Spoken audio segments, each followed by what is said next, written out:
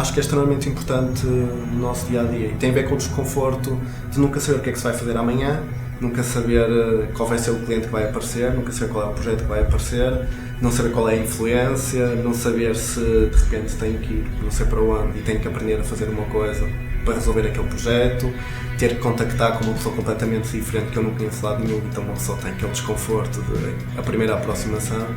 E por isso acho que se calhar se eu tivesse que definir uma influência para o nosso trabalho, olha, diria que era o desconforto.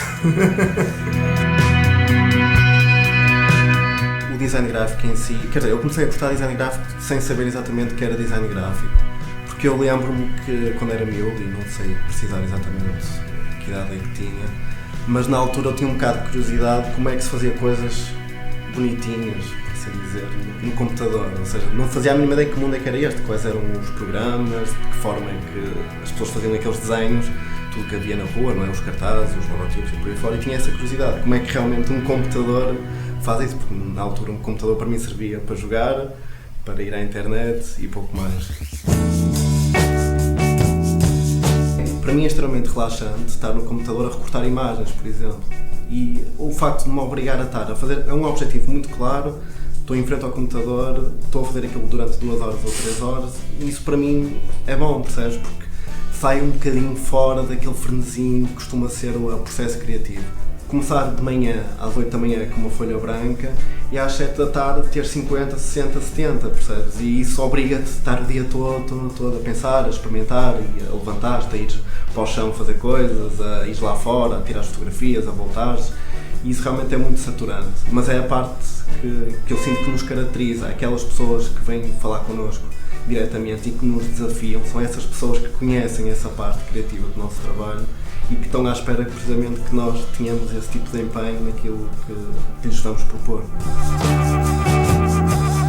Cassandra era uma deusa grega que previa o futuro, mas a maldição dela era ninguém acreditava nela, por isso de nada servia prever o futuro. E então, com base nisso, ele convidou 7 dramaturgos portugueses a escrever sobre Cassandra e o futuro de Portugal.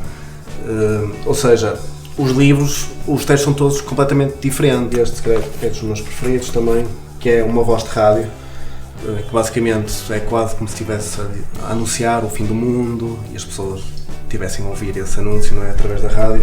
E então paginamos de forma a que soasse mesmo a uma voz, percebes, que está a sair de qualquer lado. Por exemplo, neste projeto vê-se muitas influências, tem muito a ver com o dadaísmo e com o futurismo e com essa época, que não sendo uma influência, lá está, minha, em todo o meu trabalho, ou todo o trabalho que vamos desenvolvendo, foi uma influência que nós necessitamos de ter para este projeto. Por isso nós também, conforme o projeto, vamos procurar coisas diferentes. E isto, por exemplo, foi impresso tudo em serigrafia, ou seja, cada capa é impressa manualmente, e foi um processo engraçado, porque não havia esta ideia, por exemplo, de fazer a lombada também a coincidir com a capa.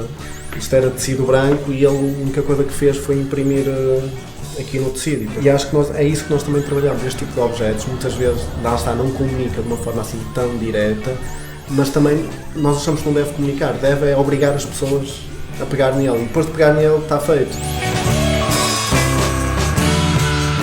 E aqui em Carlos Alberto ia a passar e estavam a fazer obras numa fachada de um restaurante e tinha lá uns painéis grandes com o nome do restaurante e outras coisas. E o Trolha estava lá na varanda, eu lá gritei por ele e pedi-lhe, perguntei-lhe se aquilo ia ser para deitar ao lixo e se podia ficar com aquilo. E depois realmente, passado uns tempos, não precisamos delas, por isso nos lembramos delas, lembramos que tínhamos isto e começamos a fazer experiências com as letras, pronto, e realmente conseguimos resolver um projeto com isto, não tendo pensado nisto em concreto para o projeto, e realmente acabamos por trabalhar muito com estas imperfeições, com estes erros, e aproveitamos isso para resolver o projeto e mais uma vez para dar aquela característica que deixa as pessoas curiosas e mais uma vez ter uma história agora para contar atrás daquele cartaz.